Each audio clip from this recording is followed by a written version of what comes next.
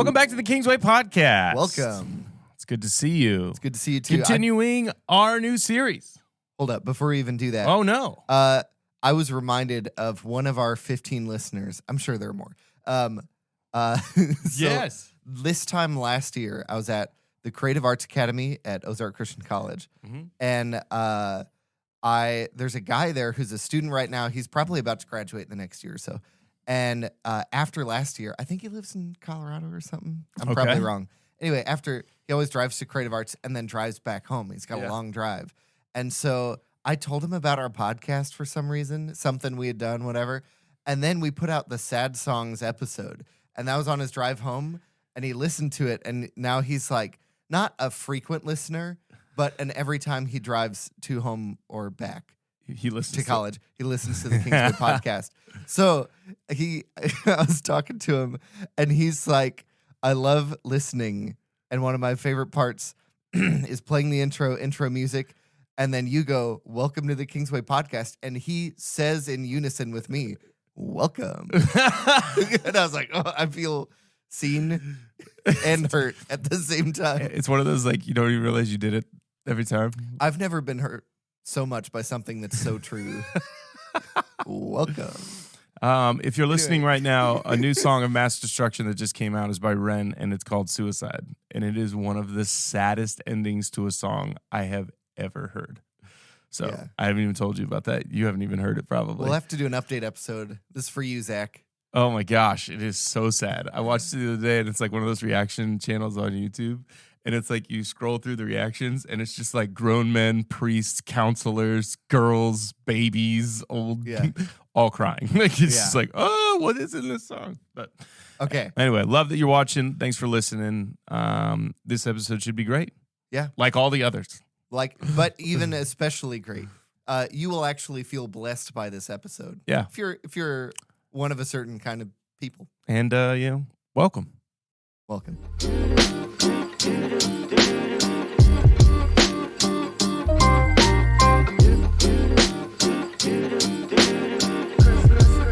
Well, we're back for another Sunday study hall. How are you feeling about this week? Feeling great, especially because I don't have to answer any of these questions. I always love these. You just get to go, you walk in here and provide the torture tools. I walk in here with so much power. Just like your little power of the sun in the palm of my hand. Your little X-Acto knife and your handcuffs of torture for me. Welcome to torture. Get in this box, make this noise, sing this song. And do it in 90 seconds. Oh, gosh. I know. I was just telling you. So before we even get to that, let's got to start. What's like this section heading of, or like where are we at in the story? What's going on? We're walking through Matthew. If you've been following this topical kind of, I would say not topical, but this section of what we've been doing with the podcast, we're basically blowing up and expanding on and diving in a little deeper on. I love that you're doing this so much. On the Sermon on the Mount is currently where we're at, but we're in the Gospel of Matthew, and so this is actually the first sermon we're preaching through that really pivotal section there in 5, 6, and 7, and probably the greatest sermon ever preached.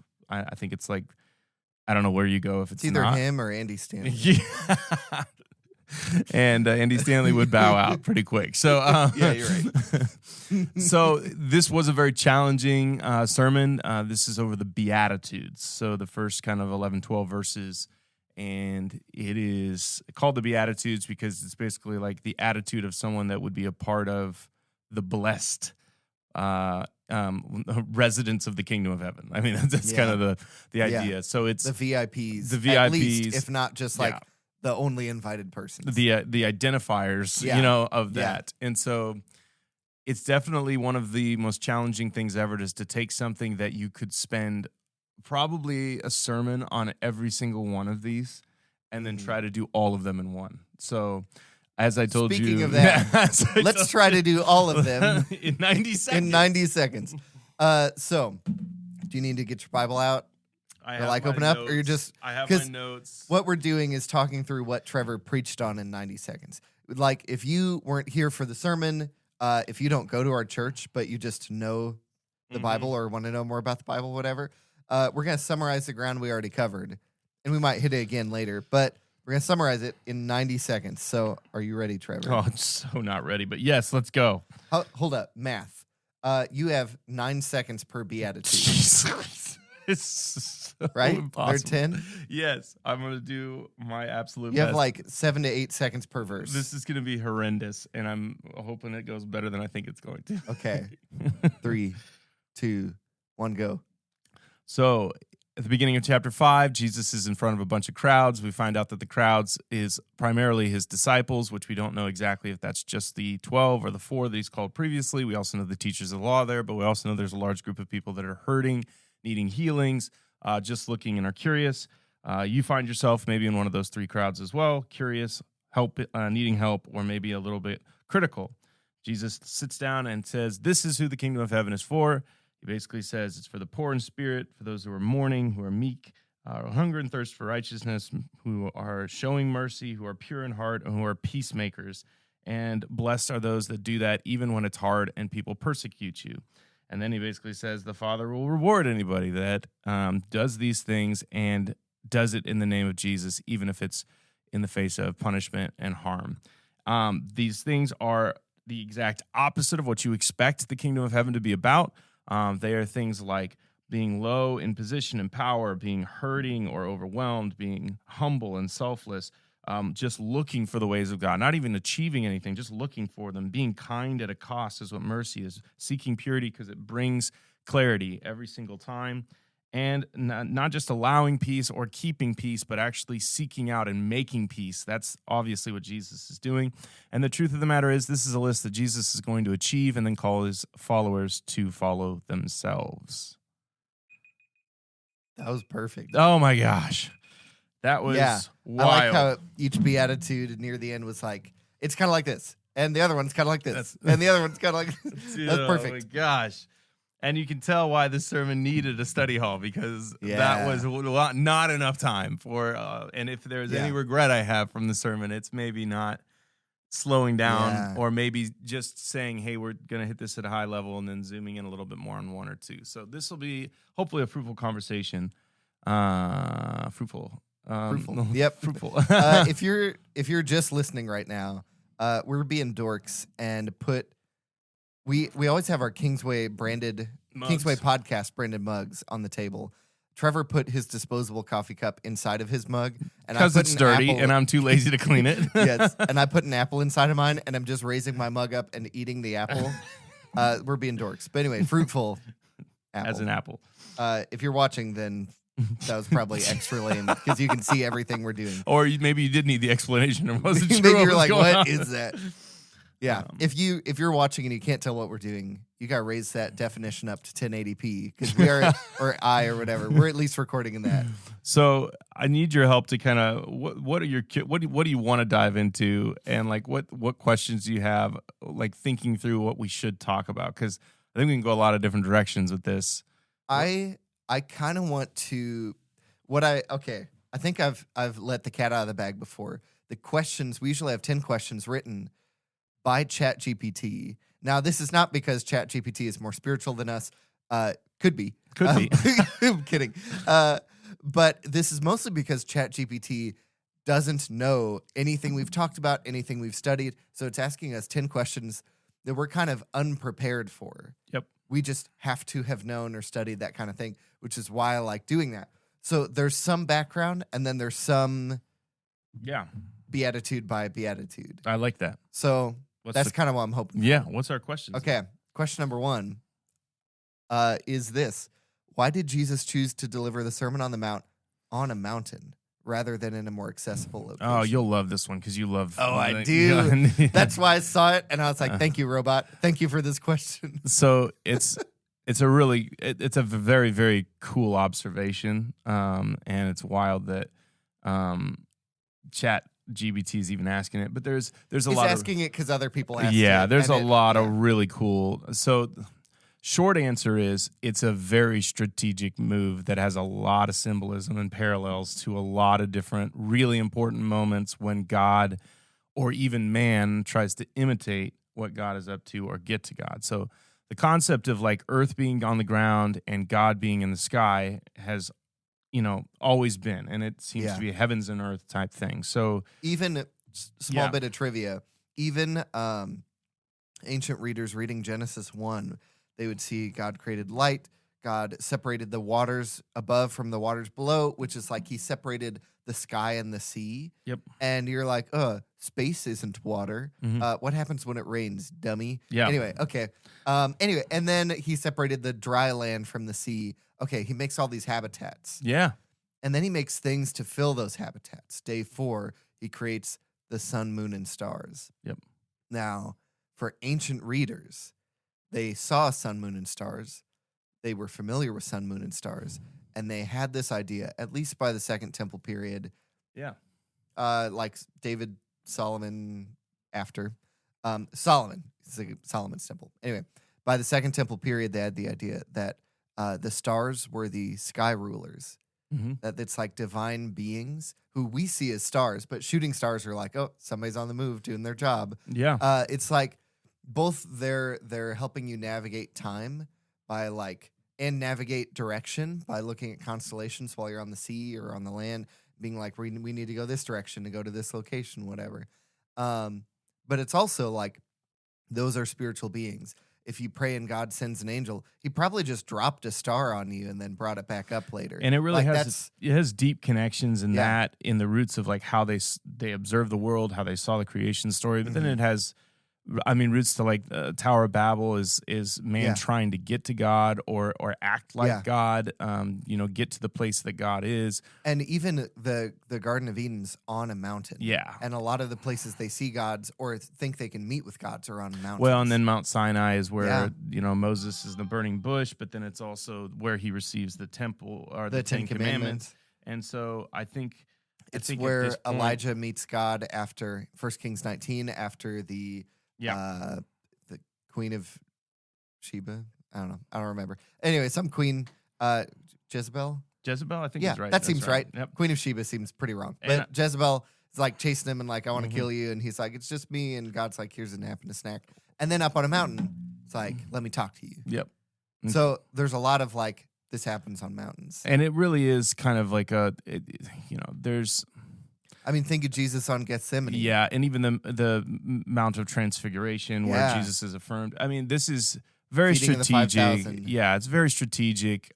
Even city on a hill. Yeah, Jerusalem's on a hill. Jerusalem's on a hill. So there's a lot of symbolism, but it's a very strategic move. But also, it's a very practical thing. Yeah. Because you elevate yourself so that everybody can see you. Yeah. And so no matter where you're at on the mountain, you're easily seen because you're above everyone else. There's no stage lights. There's no amplification. Exactly. So Yeah. your voice travels. So I think that's the short answer, but you can go way deeper with that if you want. But just know Jesus taught on a mountain because it was a perfect symbol and had been for a very long time that God was talking to his people. Yeah.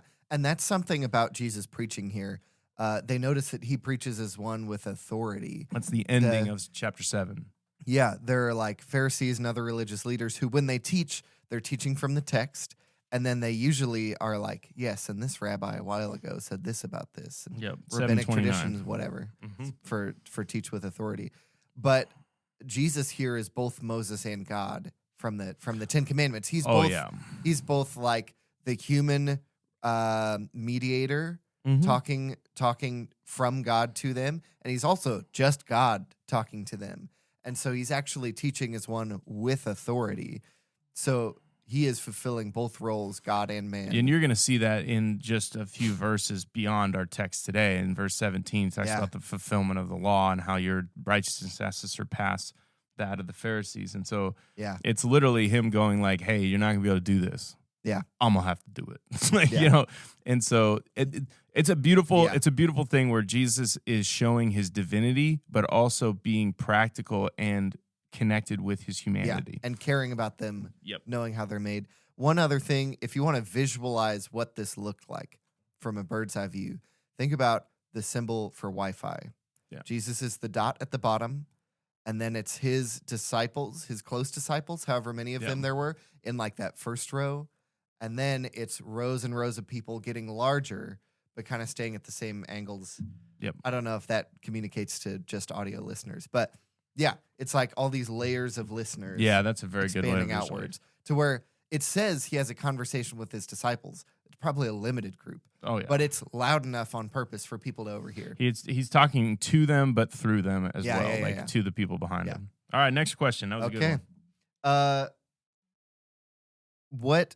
I don't know that we have much to say about this because it may be something we've already talked about a good amount. But I'm going to say it anyway. We can skip it if we want to, but let's read the question first. What is the significance of Jesus' disciples coming to him, and how does their presence contribute to the context and message of the Sermon on the Mount?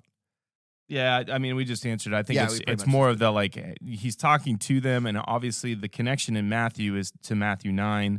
Jesus is going to do a very similar thing in Matthew 9 where he calls Matthew himself, Levi, the tax collector. And then the very next thing he does is he gives the woe to the Pharisees, like this massive sermon about the corruption of the current people that are supposed to be representing God. And it's a very similar contrast where he's talking to the disciples, but obviously talking to the Pharisees.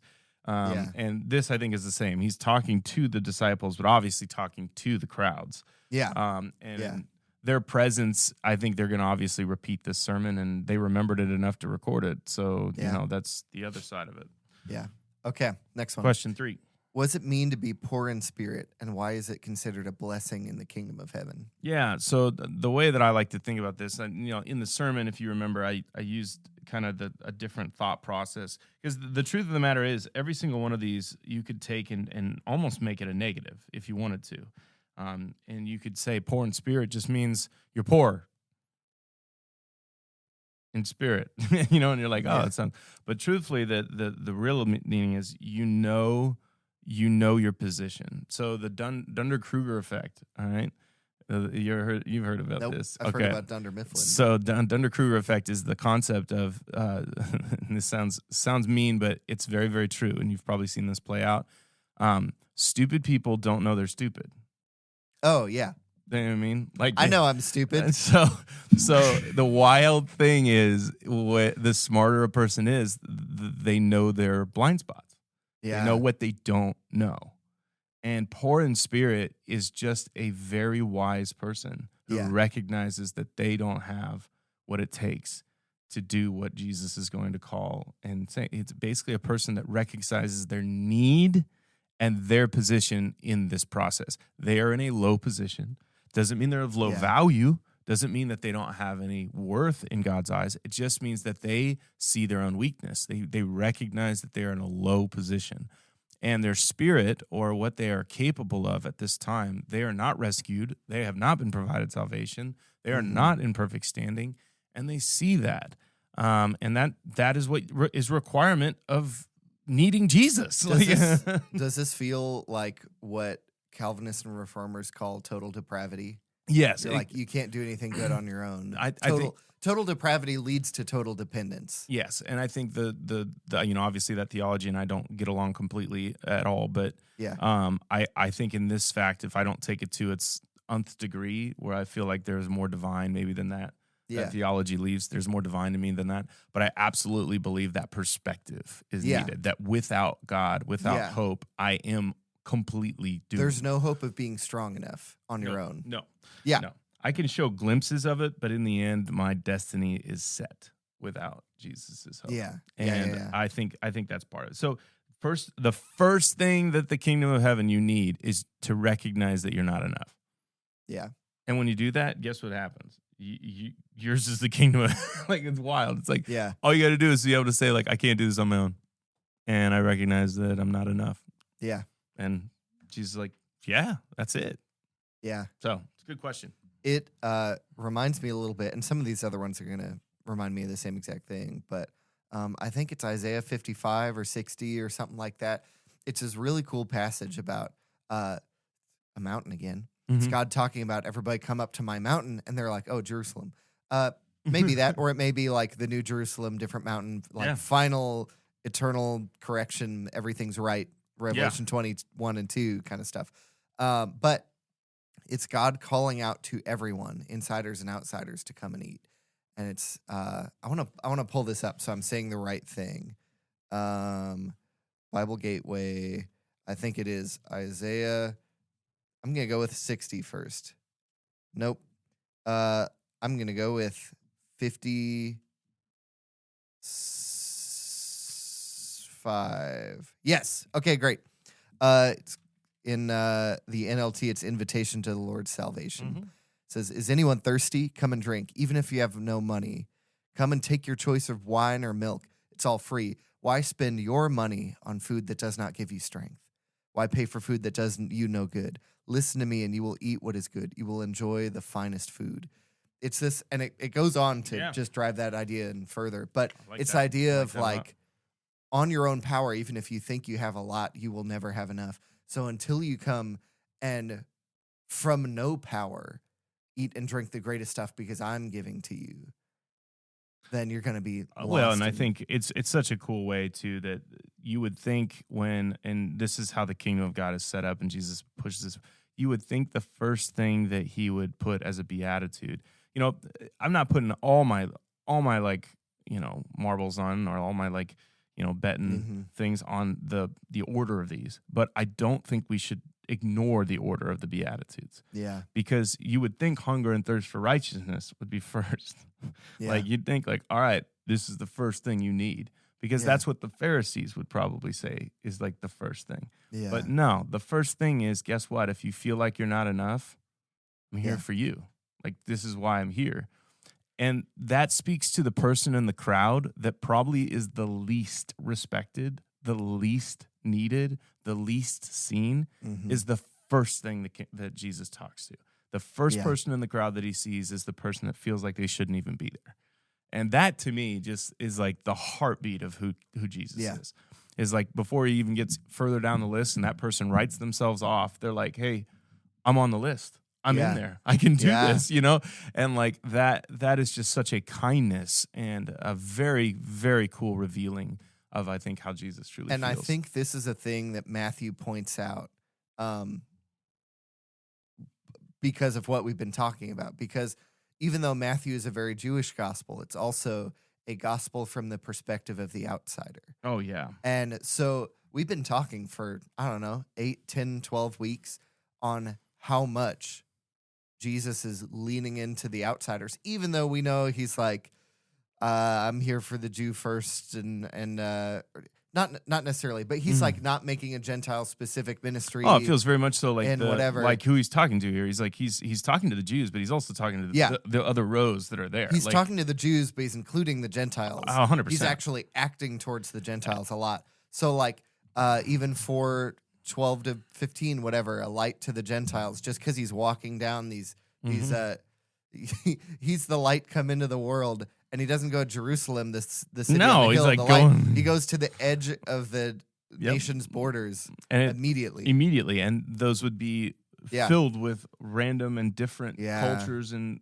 that's where he goes right after he's tempted. And here's the thing, and I'm going to jump ahead just a little bit because I think this is really important. Jesus does this over and over again in his teaching. Anytime you think he's giving a foothold to legalism or to rule following or to, you know, just do the list, he seems to almost know that he has to back it up with a real fullness to his mission and his message. Because if you look at number 6, which is blessed are those who hunger and thirst for righteousness, for they will be filled. You got to know that the Pharisees and the teachers of the law are like, finally, okay, I can agree with that. Like, I can agree with that one. That's fine. I believe that's true. In fact, that's how we think we're going to get free from the Romans, is that we will get our full nation back when we hunger and thirst for the right thing. That's why it's so funny that it doesn't start with, blessed are the armed military experts, for they will help me slaughter the Romans. Yes, and so you're thinking he knows that that's where their heart's going to do, is they're going to go sweet, and they're going to lean in. And then the very next one, he's like, blessed are the merciful, for they will be shown mercy. And they're like, yeah, I thought we were talking about righteousness, like, you know. And then blessed are those who are persecuted for righteousness' sake. Yes, and it's like not those that are elevated because of their righteousness, but because they are humbled, hurt, persecuted for their righteousness, and not those who escape persecution and persecute their persecutors. Not those who, but actually being persecuted, at least in this moment for these people, is right where God wants you. Yep. And it's just a wild exchange of like, he does such a good job of any time that person feels like, oh, he's not talking to me. And then immediately next he's like, oh, nope, he's still talking to me. which is wild. All right, next question. We may not get through all of these, but that's okay. This is a big one, not the biggest one, but a big one. In what ways does meekness demonstrate strength and contribute to inheriting the earth? Yeah, no, it's a really good one. It's kind of what I just said about the food thing. It is. And here's the thing. Meekness and poor in spirit are probably the easiest to get wrong on this list. Because, meekness and poor in spirit it feels like you just have to get small in order to get God. You know what I mean? So my favorite way of talking about it is meekness is not weakness. No. Meekness is power under control. Yeah. So you can be 6'4" and totally rippling in muscles, but you don't walk into the room and pick somebody up by the throat. You walk in and listen. And meekness is definitely the largest word that I think of when I think of meekness. It's just selflessness. Yeah. It's not passiveness, it's selflessness in the sense of you're not just watching these events take place in the room. You are leveraging every bit of your influence and power for selfless reasons. Yeah. And you're doing it in a way that you see everyone in the room better than yourself. That's the conversation. Yeah. It's not in a insecure way. It's in I value these other people and I am willing to play whatever role I need to in order to see them be elevated, to see their needs met, to see them feel good about themselves. And you see that when it's they will inherit the earth. Meekness is literally generosity at a cost. If I could change, it's literally you are giving of yourself to a point that it's literally making you smaller. Feels like John the Baptist when he's I must, decrease and he must increase. That is a perfect revealing of meekness. Yeah. It is. It's what you just said. It's that power under control. He has incredible influence. He could say, Jesus and I are going to rule the world together. We're going to change the world together. Instead, he's nah, my time's pretty much done. And if you're going to choose to follow somebody, go follow him. It's what Paul says. Don't follow me, follow Jesus. He says, follow me as I follow Christ. Yeah, but it's not follow me. It's follow me as I was. Yeah. Follow Christ. You know what I mean? It's the ultimate thing is not him. It's pointing to the ultimate Honestly, thing. follow my meekness. Yes. Yeah. I think that you see this probably most demonstrated in moms.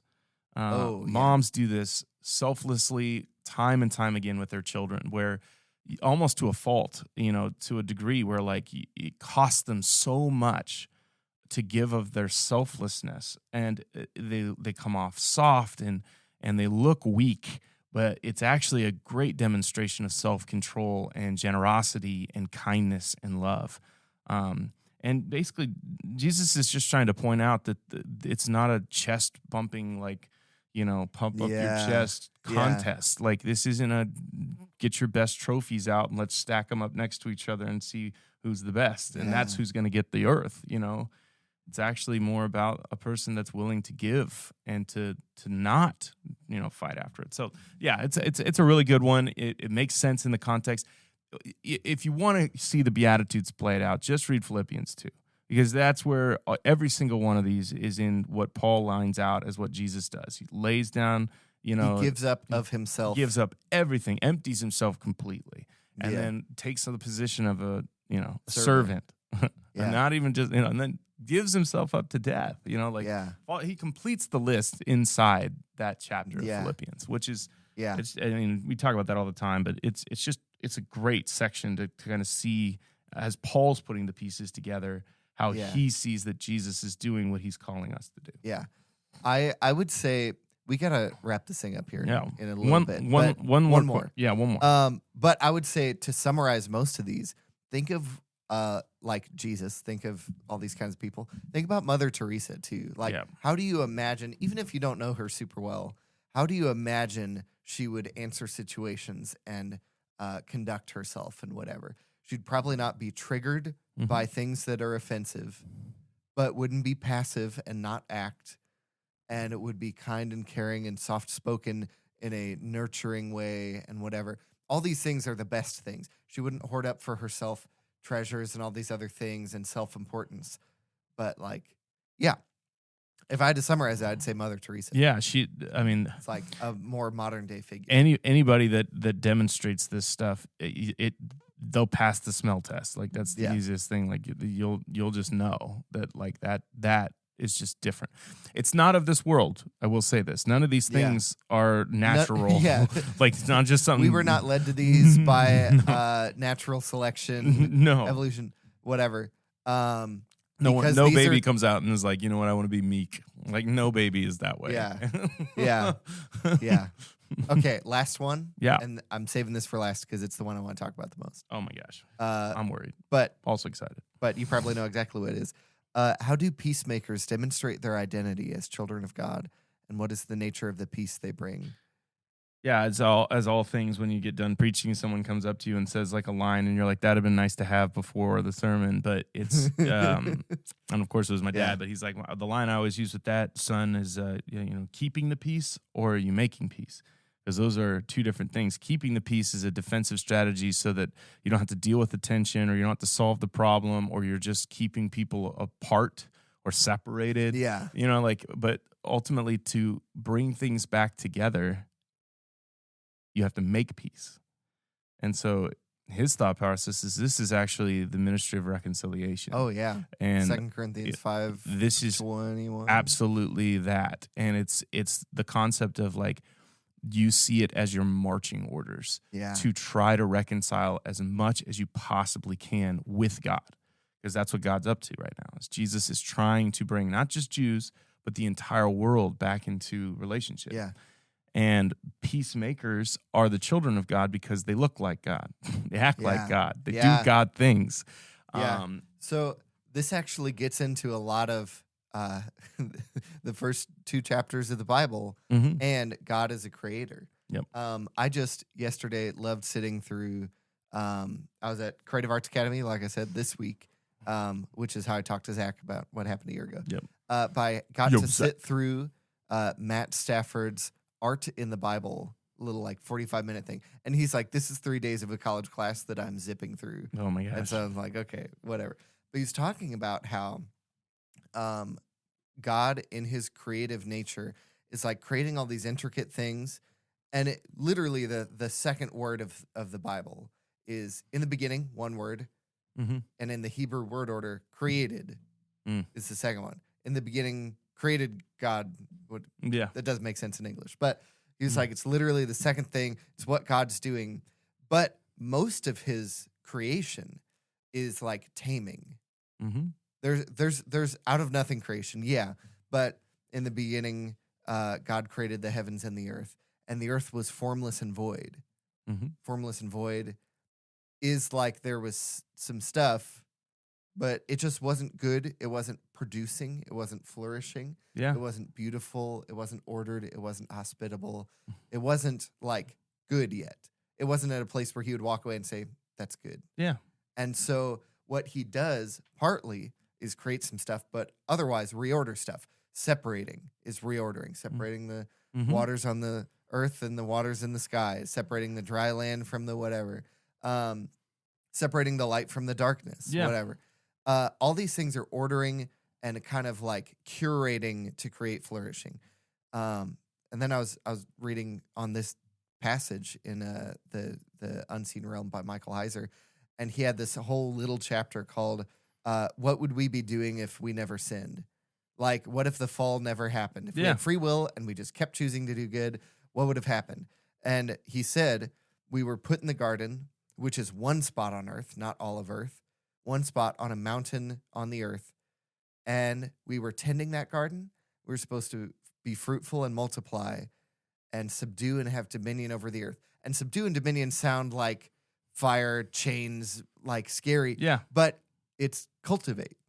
It's make flourish. We're supposed to go into the rest of the earth. Spread the garden. Which is kind of darkness and void, and spread the garden, spread order and flourishing, whatever.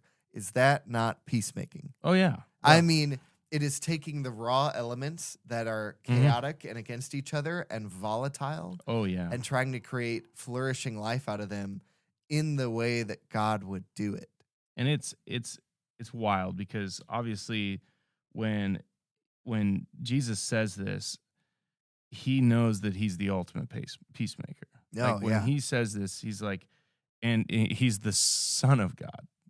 So it's like he finds himself in this. Like he's like, blessed are the peacemakers, for they are children of God. If you read a chapter or two Who's before, a peacemaker and's got two thumbs? this guy. You know, it's like this is my son with whom I'm well pleased. You know, like that was God Himself speaking from high on to low. By the way, which is again kind of like the heavens speaking to the earth. Yeah. But the concept of this, it's vital, because I think the way we choose to think of peace as a pastor is often, is it beneficial? Yeah. For me. Yeah. And I think that's why the very next one is blessed are those that are persecuted.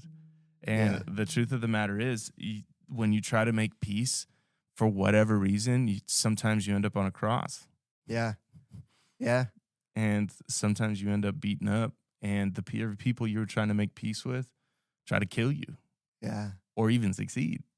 Yeah. And I think, obviously I don't think any of us are going to be hung on a cross or, tortured with a cat in of nine this day and tails. age. But social media can get pretty vicious. Yeah. And, people can say whatever they want and do whatever they want. And I think part of this is the challenge of recognizing that it is going to be messy. It is going to be hard, and it's not going to be easy. I think one of the things I want to touch on to end this section and to talk about to close, one of the things that breaks my heart the most that I've seen in my own experiences and I've read about and I've witnessed is watching people that are not at peace with a situation and they've never tried to go back and make peace with it. Yeah. Because either the person's dead and gone and the situation's over, or because they feel like if they let the person off the hook, somehow that like releases the pain and the consequence in a way that they don't want to let the other person off the hook. Or even for their own mistakes. Sometimes they don't want to allow the peace to come into their heart because they feel like they still owe some sort of pain from what they've done. And this is about also you recognizing that God is trying to make peace with you. And peacemaking sometimes is recognizing that God has peace to offer if you're willing to step in and allow the conversation to go a little deeper. And I know that the main context of this is person to person, but the spiritual realm and the spiritual context of this is allowing God to provide peace where no man could. Yeah.